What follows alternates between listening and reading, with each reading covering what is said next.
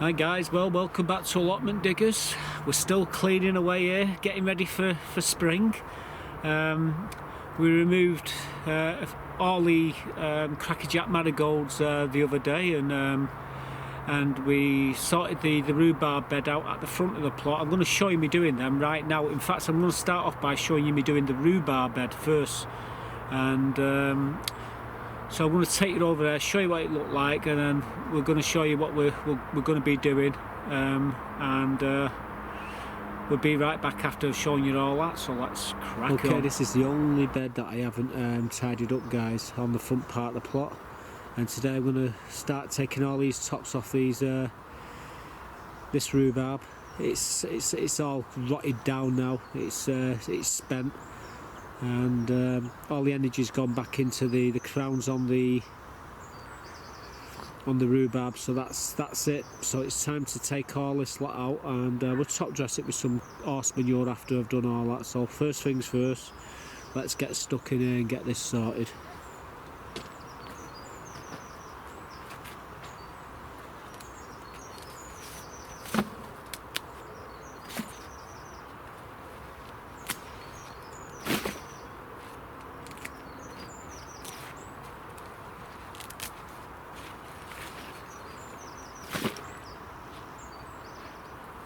Notice what I'm doing, I'm pulling it, so I'm trying to get the whole thing out. You don't want to snap it off in the crown, otherwise it'll rot.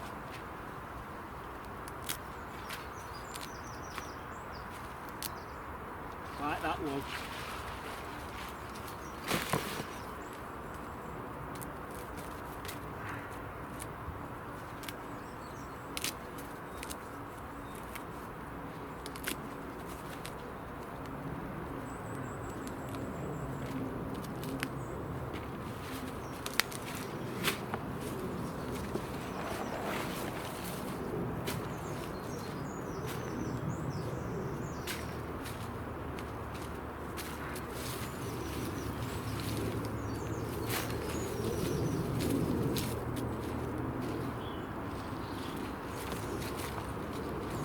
See new growth starting there.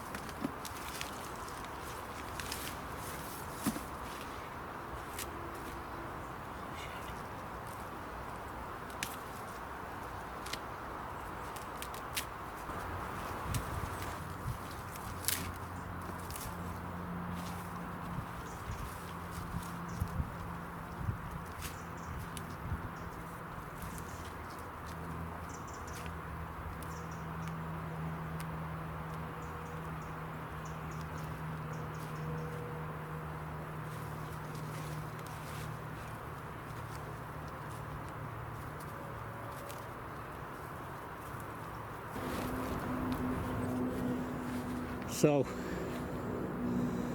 the bed is clear. All I need to do now is top dress it with horse manure. So I'll go and grab some horse manure. I've got a barrel of horse manure there, so I'm going to need at least 3 of them. But I'll show you me spreading the first one, and I'll show you me finishing it off afterwards. So let's have at it.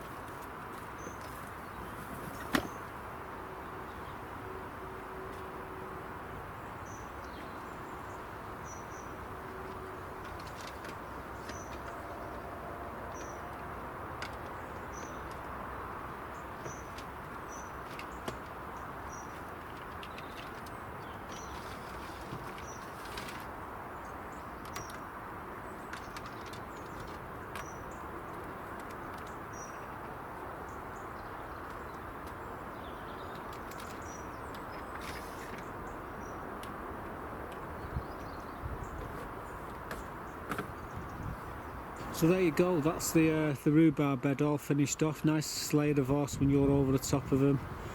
We've put shorter canes in there. Obviously put bottles over the top of them. That's just to stop, if you fall on them you're just going to get a nasty bruise, whereas if you fall on them they go straight through you. So that's why we put the bottles. People ask me, why do you put bottles on top of your canes, Mark? That's one of the reasons. The other reason is when you're bending down you can take your eye out on one of them, whereas with the bottle on it all you're going to do is get a black eye. So which would you prefer, a black eye or no eye, or impalement, or just a nasty bruise on your rib or wherever you're falling onto? So the choice is yours. So that's why I use plastic bottles and basically recycling them, guys. Recycling them. That's what the big buzzword is at the moment. Recycle your plastic, and that's what I do anyway. But yeah, we just thought we'd put them smaller. We had some long poles and we've shortened them, and so we can see where the rhubarb is. And that bed now is all done and dusted. Come around about February we'll start to see rhubarb coming up there, and it should look absolutely lovely. Not only will we see the rhubarb, but we'll see the tulips and the daffodils as well, which go right the way around the outside of the bed. So with that, this job here is done. So there you go, rhubarb has all been tidied up. We had some long canes, we've put shorter ones in there, and as you know we put the bottles on for safety really. And so that's that bed done. A nice coating of horse manure on there, and that'll feed the crowns of the rhubarb. And like I say, rhubarb loves nothing more than horse manure. So if you've got some, get it on. You do them a favour. The old boys used to take the crowns out and just leave them, sit them on the surface over winter, and then plant them come spring. But I'm not doing that. I don't see the point really. But yeah, that's one way of doing it. This way I've just done it here now is perfectly fine, and the rhubarb will thank me for it. Anyway, the next job, what we needed to do was to remove all the crackerjack marigolds from these two big raised beds in front of the shed. So I'm going to show you me doing that now. Well, it's time to get rid of these marigolds. We've already took some of the seed heads, but what I want to do is take these out now, move these canes. All this has to go.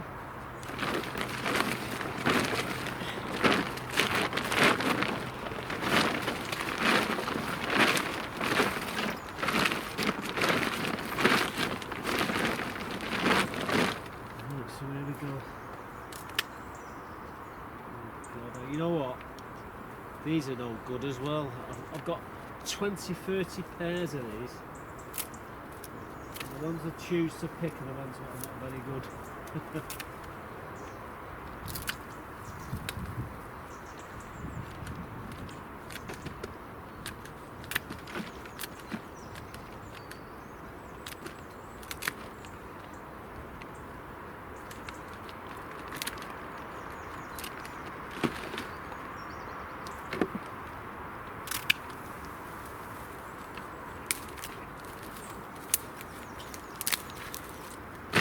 Easy doing that, isn't it?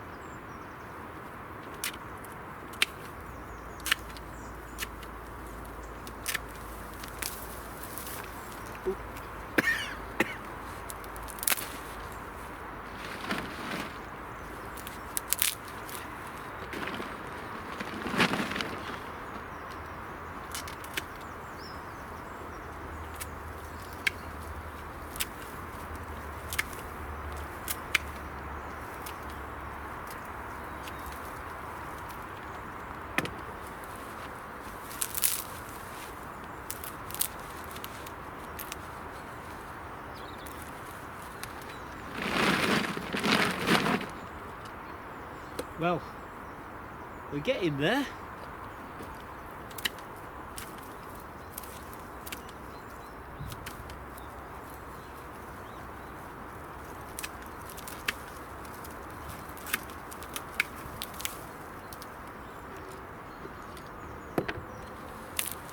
couple of weeks ago we had some beautiful butterflies on these, and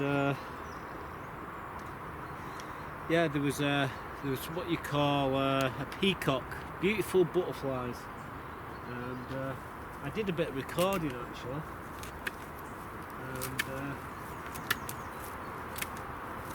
what I'm going to do while I'm doing this, I'm going to run this clip and show you these butterflies all over this these crackerjack marigolds. Okay, so I'll be back after I've cleared all this away and show you it all clear, but in the meantime I'm going to show you these beautiful butterflies. Absolutely awesome they are, so check this out and I'll crack on here. Beautiful peacock.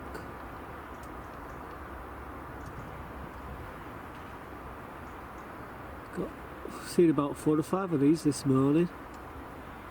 Absolutely wonderful, aren't they? Just look at the colours in that. Absolutely striking. I think the only other butterfly which comes close to that is the Red Admiral. Although I do like the brimstone. Very, very hard to find one of them. They're a beautiful butterfly. There's also a brimstone moth, so don't be confused by the two. But that there's a peacock. Look how beautiful it is.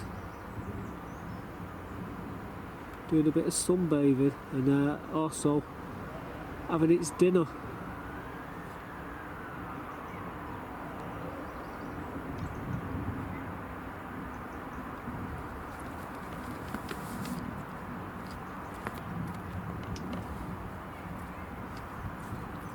So we've cleared that bed there. I'm going to be topping it up in about 10 minutes, but what I'm going to do first, I'm going to go for that bed over there as well and clear all the marigolds out there as well. I'm just going to push the wheelbarrow over to the other side and then get that sorted as well.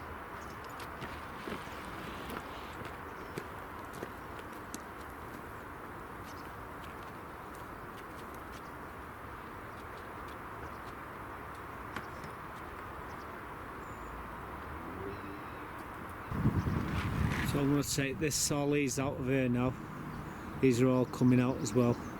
I'm just going to cut them right flat to the base, and then we can tidy everything up. So it's going to get a bit messy, but they're all coming out. I want to take a few seed heads though before I do it.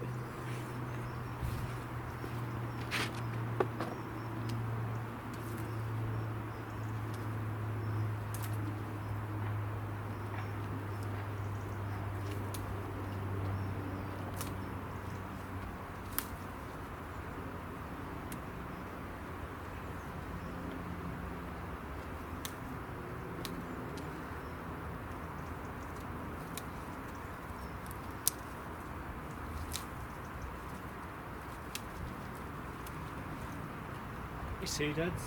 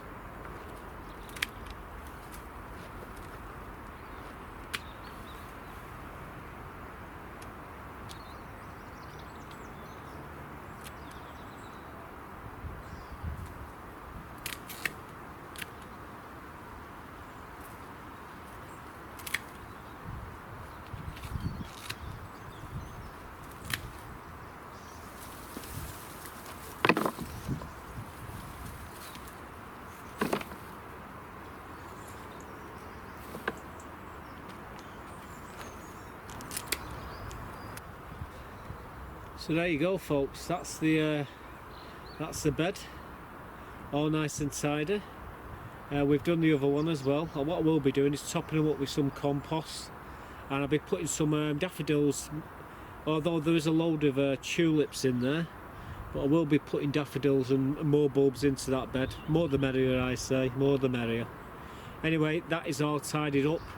All I've got to do now is just get this and get it moved, and then we've cracked it. But yeah, the two of these raised beds have all been cleared. So the next thing I need to do to this bed is add this compost, and it's just a clover multi-purpose, and I'm just going to top it up to to the top basically, just to add some compost in there. There's a lot of daffodils and tulips in there, and there's crocuses as well. So anyway, I'm just going to top them up and then finish this off. I'll probably give it a lick of paint later on in the year and make it all look really nice. Anyway, let's get it done.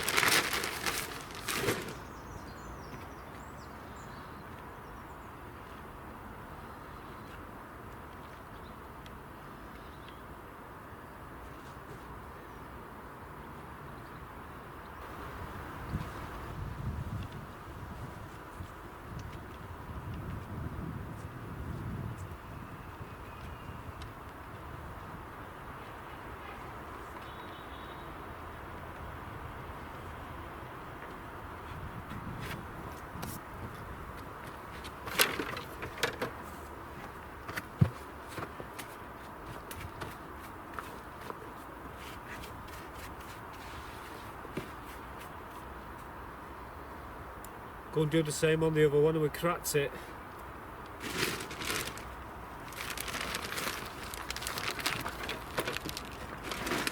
Top dress this bed, and then that's it.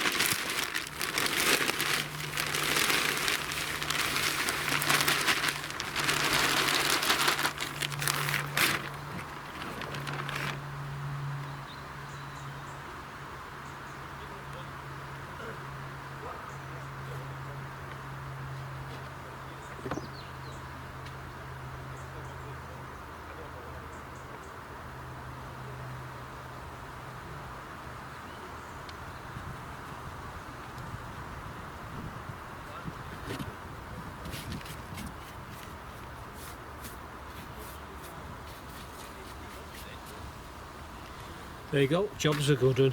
So we'll probably add some more bulbs into this bed, but there's hundreds in this bed as well, all tulips and daffodils. So there they are, both done, all nice and clean and ready for next year. So there you go, it's all done, all cleared. We've topped the beds up with some of that clover, and we might put a few more bulbs in there. Like I say, you can cram the bulbs in side by side, it doesn't matter. These spring bulbs, they come up anyway, and it's a bit like a layer cake in them beds. You get some coming up, then some die back, then others come up, as you saw through this spring. I think there's about 4 or 5 flowerings in each of the beds, so hopefully we'll get the same next spring, hopefully. And like I say, I've got a load more sunflowers, bloody daffodils there to go in. I'm waiting for the sale. As soon as the sales start, I'll be piling in the tulips, all the new tulips varieties that I see. Buy a bag for 10p, and that's the way to do it. Wait for the sales, and then get all the cheap bulbs, and they're just as good. So yeah, that's the front part almost taken care of. I've got to tidy a bench up, a table in the middle of the plot, but that's neither here nor there. So then my attention's then moved down onto onto the back part of the plot where I had the Swiss chard. Now I've took the Swiss chard out, I've given a load away like, and well, I've got a few here. Let me show you these, what I've just put on the table. I've been taking some of these Swiss chard up today. I'm going to be clearing this bed out very shortly, and I've got some nice ones there. I'll take them home in a bit and dish them out to my neighbours, and obviously I'll keep one or two for myself, but yeah, as you can see, we've still got a lot of them. Looks like the chickens are going to get stuck into some of these as well. Absolutely awesome. But this is where we're going to be putting the elephant garlic in here, so I need to get this out now. It's all ready and it looks pretty good. So them ones that I've got for myself, I must have been give about 20 of them away. I didn't realise just how many there were there. But give a few to the chickens, a few to my neighbours, and they've all gone. So that cleared that bed up. So I'll give the bed a bit of an owing, and I decided then to put the elephant garlic in, which Nick from Nick's Allotments sent me. Thanks, Nick. And in fact, I'll just give you a quick look at these garlic before we start to put them in. The elephant garlic, and I need to get them in. As you can see, we've got roots forming here. And today's the day I'm going to be putting them in. These are perfectly sound, really feasible. I can't wait to get them in. So we're going to get down to the back bed where I've just been clearing, and we're going to put them in. Right guys, well, as you can see there, we've got this 20 elephant garlic there. We've spaced them 9 inches apart. Okay, what we're going to do now, we're going to plant them about an inch deep, that's an inch below the ground, and hopefully later on in the year we're going to get some beautiful elephant garlic. So we're going to have at it now, get over there, and we're going to get these planted.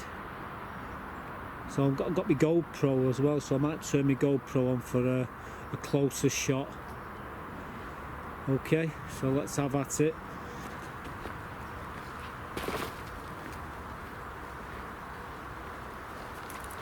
Oh dear God.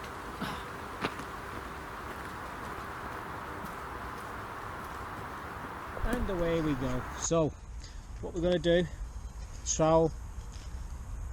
We don't even need this trowel, to be quite honest with you. Like I say, about an inch deep.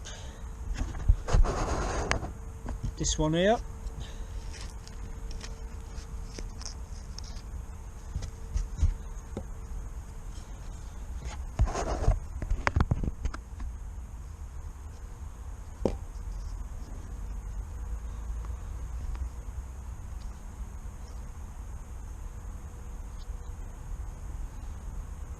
Could do this with my hands really, I just do that and just cover them over.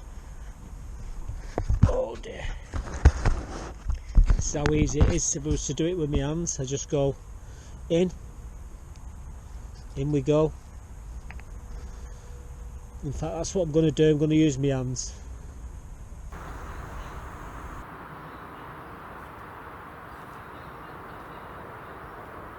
Leave it like that.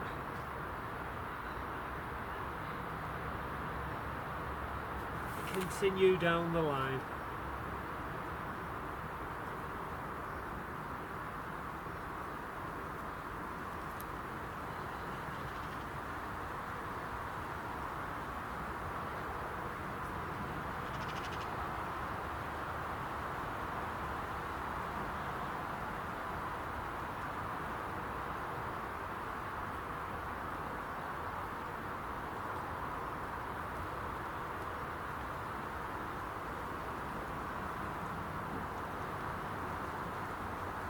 I don't know why I brought the gloves.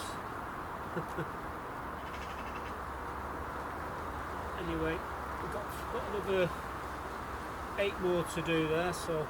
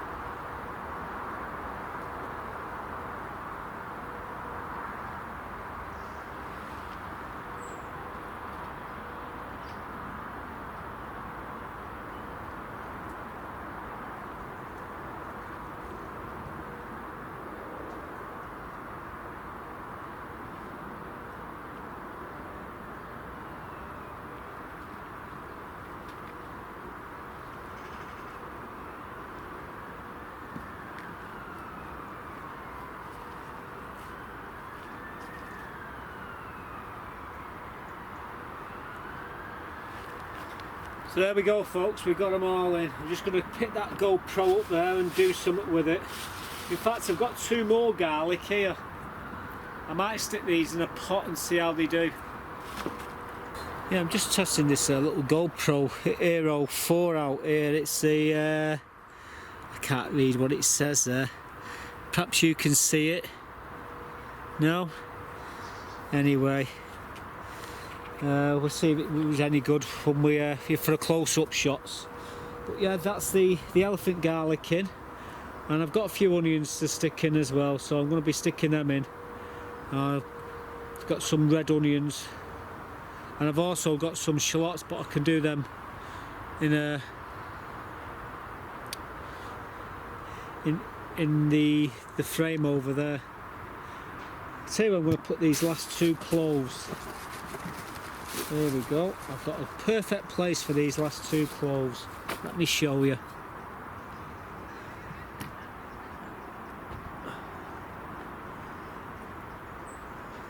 There you go.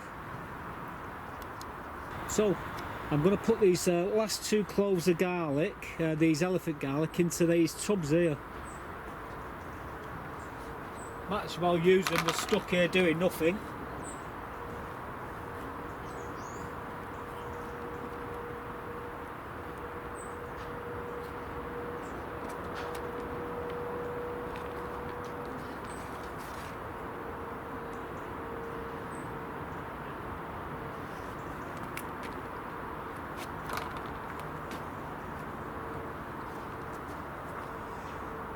So there you go, I just stuck them last 2 garlic, the elephant garlic, into them tubs there, so we'll see how they do as well.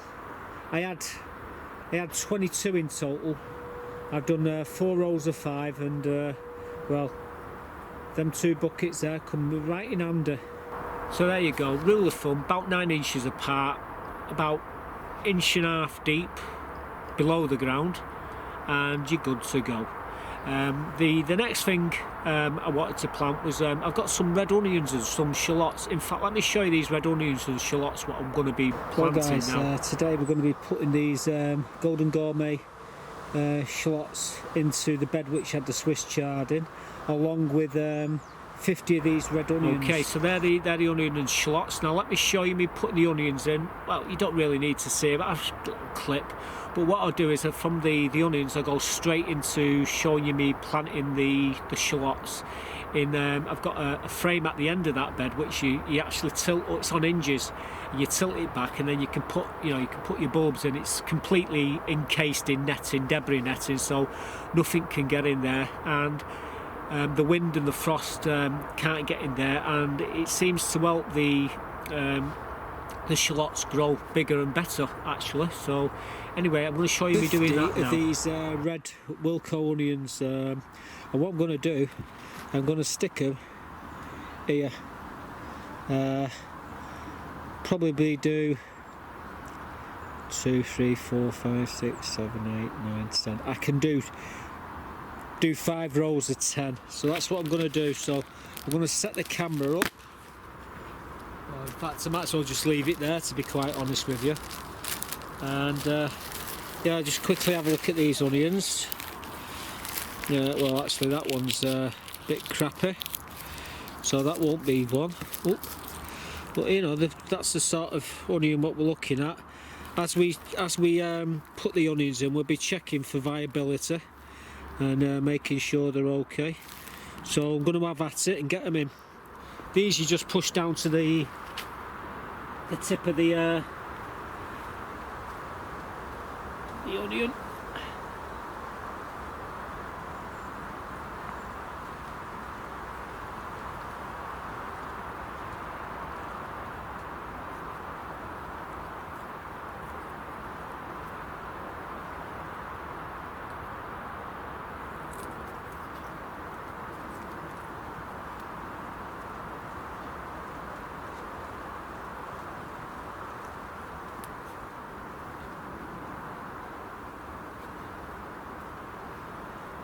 A stretch.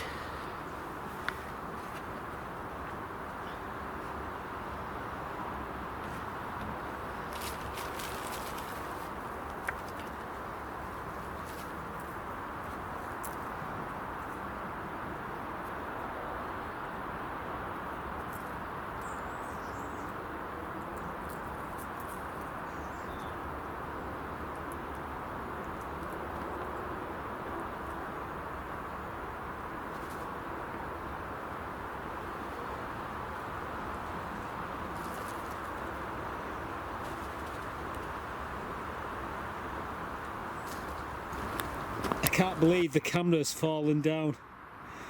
Unbelievable.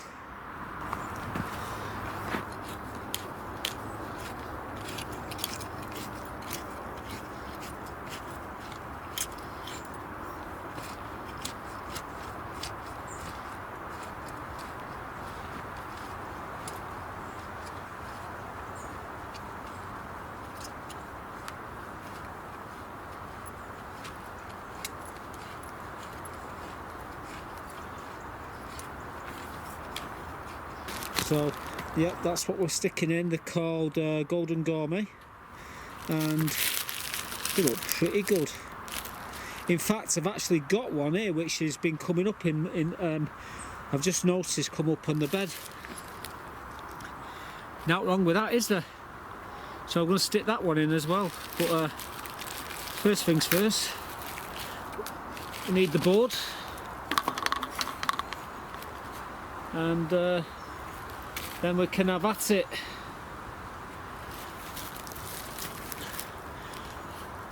Now I don't want to do what I did with the onions.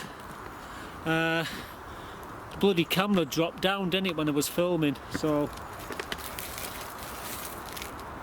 yeah, these are pretty viable, as you can see. And well, what I'm going to do,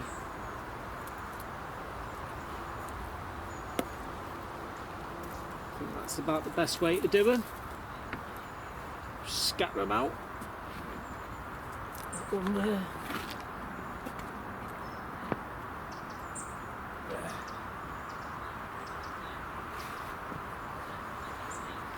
So we've sort of got the pattern. So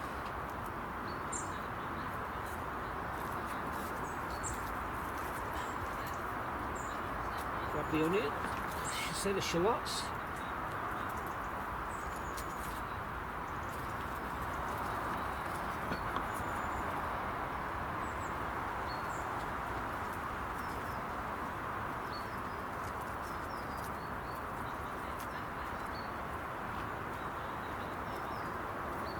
Would you believe it? There's one more than there should be. Oh no, there ain't. They're all there.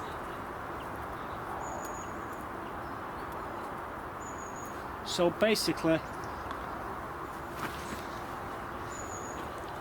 the pattern we're going to go four deep. So it's just pushing them down, soil over them,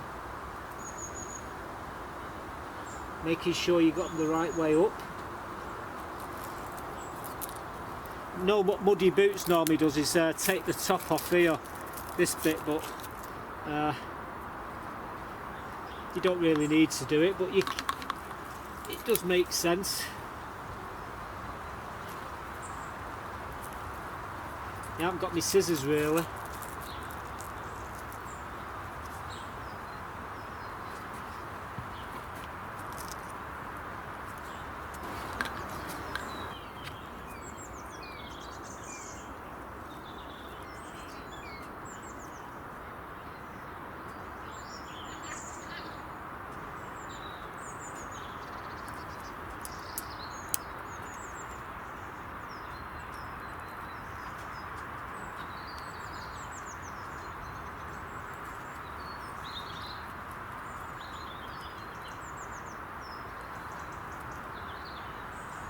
That one's very pruny, so what I'm going to do, come here you, I'm going to put this one here.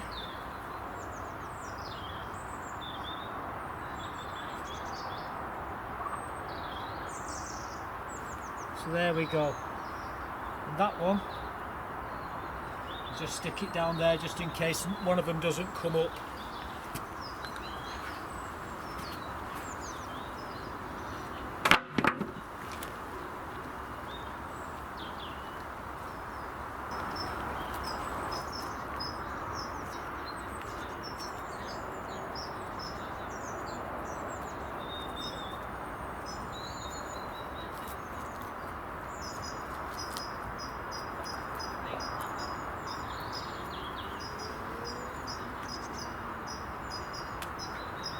We don't need to water them. The ground is sodden.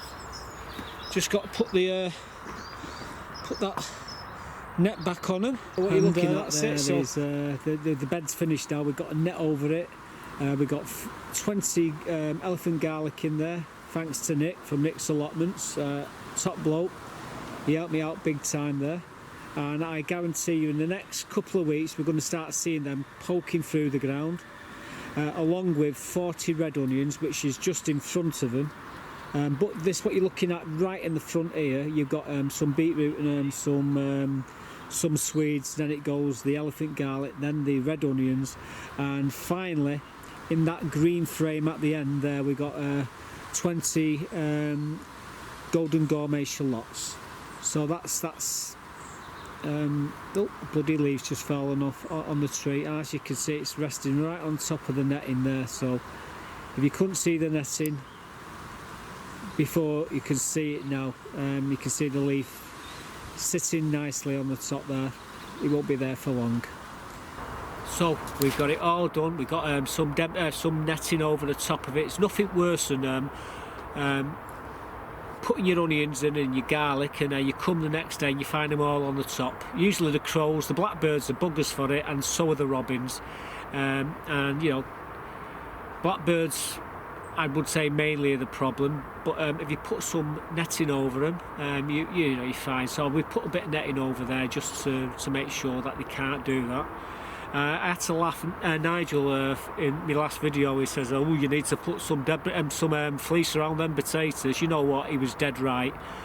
I posted the video up, and I was going to actually come back to put some debris netting over that, the fleece over it, or bubble wrap around them that night, but it got too late and I never did. Well, we had another hard frost and it's damaged a few of them, these winter potatoes. So I'm going to show you now what the damage is. Sadly, I never covered me potatoes the other night, and yeah, Muddy Boots give me the warning, and I should have really done it yesterday when he said, and I've come down this morning and these ones are affected. Now I have actually got fleece to cover them.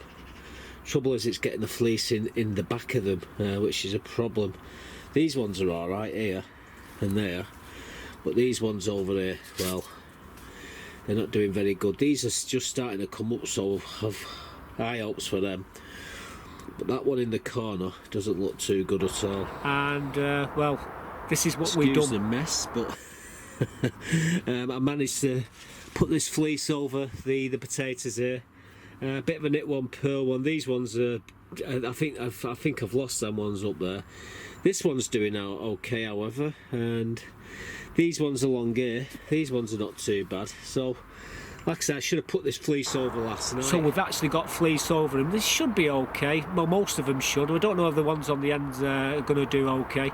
We'll have a look at them again. Get a couple of pound of spuds out of them. It'll be a result. It's just a bit of fun. You know, you're up against it really if you try to grow winter spuds on an allotment without any heat. If you've got heat, not a problem, but if you know, the temperatures are dropping like a brick every night down to -degrees. I mean, I've been coming on it, it's been completely froze over at times, so you know, that's a part of the fun of trying to grow them, trying to beat that freezing cold. Yeah, potatoes do not like it one bit. As soon as they get frostbitten, that's it, they're gone. But we might be okay.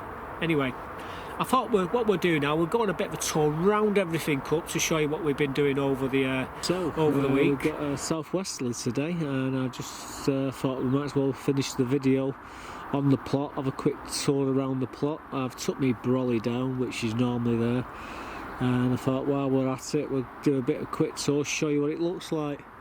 Well, like I say, there is a southwesterly of about 6 miles an hour blowing.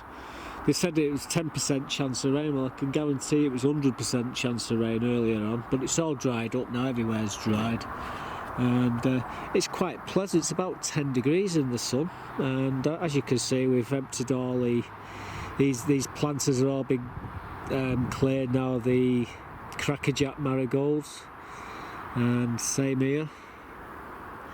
and you've seen me doing the rhubarb, but this is what it's looking like. All the paths are lovely and clear. The good news is the cats don't don't have a chance now at getting the birds. They hide under all the bushes, the bloody cats, and every now and again they catch a bird, unfortunately, but as you can see, we've cleared it all. Put shorter canes in here and bottles on them. Wind's blown a few leaves there, but apart from that, that's nothing. You see all the cat pots here. This is the bloody cats, a nuisance here. We will be putting some more compost into this bed. I've got a load of potato buckets, and what we'll do, we just keep chucking it in as we do the reveals. The only other thing I need to do is to remove that dahlia there. I'll show you how I store my dahlias through the winter as well. I've been doing a bit of tidy up over there, but yeah, there's nothing like doing a little bit more. As you see, the paths are all clear here. In these beds, by the way, you can see all the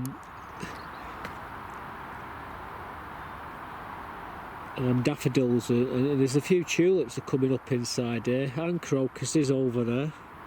A bit concerned about that. They shouldn't be up like this, but you can see them all starting to poke through. It'll be the same in this bed very shortly, and in that bed over there and that bed, because there's quite a lot of daffodils and tulips in all these planters. Everywhere there's daffodils and tulips. I mean, you've got some crocuses coming up here in this hanging basket. You just see them there poking through, so Christmas they'll be up. This bed here, well, that's we've just got to leave these two beds clear for the time being until we get the shed over, but we have been putting some of the elephant garlic into here. We've been putting some red onions and shallots there. There's some of my girls, they're molting, some of them, and they're still smashing eggs left, right and centre, unfortunately, so we might have to do something about that. Give them I think the only way to do it really is to throw them in with another flock and break them up, and I think they should be alright, but we'll have to wait and see. But yeah, the pain in the backsides here. We've tidied up all these baskets here. We've even stuck 2 elephant garlic in there, as you saw. The onions over there are doing well. They're up about 4 inches high, some of them. We'll keep the nets on for the next 4 or 5 weeks. Let them get, about 10 inches high. Then we'll remove the debris netting. We don't want to leave the debris netting on there because once the onions start to hit it, it damages them. So I want to be able to take it off. And we've only put it on there to stop the birds from lifting the onions. A bit like this bed here. We've got netting on here as well. You can't see it because it's black, but this one's okay. But it's got the shallots in, and you can see these are. I don't know how it's going to come with these collies. All year round collies, and we've got some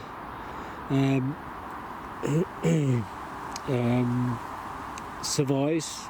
Whether that comes of them, I don't know, but the cone cabbage, the greyhound, they're doing alright. We'll be taking, well, that one will be ready next week. We've got some more of these cone cabbages, these purple ones, and we've got some Brussels sprouts there. We might be a bit too late for them, but we'll get an harvest out of them, I should imagine. This well, we're just waiting for it to get a bit bigger so we can harvest it, and then we can start thinking about moving this shed here. As you see, all the paths lovely and clear. There's still a few leaves on these trees, some apples on that one still. All the apples, bramleys have all gone, barring a few over there. As you can see, we've still got lots of leaves on this tree. In about another 5 weeks you won't see a single leaf there, and all these trees will all be dropping very soon. And yeah, we come past, we grab an apple. Quite a few apples on there actually. I took a load off. I've told people if they want an apple, just come and help themselves. As you see, we're back up here now in the front part of the plot, and it's all looking honky-dory, looking really good. So yeah, there we go. That's what the plots looks like right now. So yeah, we've got a few more jobs to do. I'll show you what we're doing in the next one. Probably be sowing some broad beans and some more garlic. We've got more garlic in the car, so we'll be putting some more of them on. Anyway, I'm going to leave you with that picture. That's where we are, guys. I thought I'd throw this video up to let you all know what the situation is on the allotment. We've got a lot growing. We're going to be doing some broad beans. I'm going to put them into toilet rolls. We've still got we've got 3 soft neck garlics as well. I need to do something with, and what I might do is put them in pots as well. And when we got the shed across, then we can throw all the garlic into the beds, and we cracked it. Yeah, the soft neck garlics, Germador, Firmador, and Marco. We got, I think it's about three or four bulbs of each of them. So I think it's 3 bulbs of each. So we've got about 30 of each. I know I'm doing a lot of garlic. Someone said, "You've got bloody vampires around where you live." No, I've got a lot of neighbours and family members who love garlic.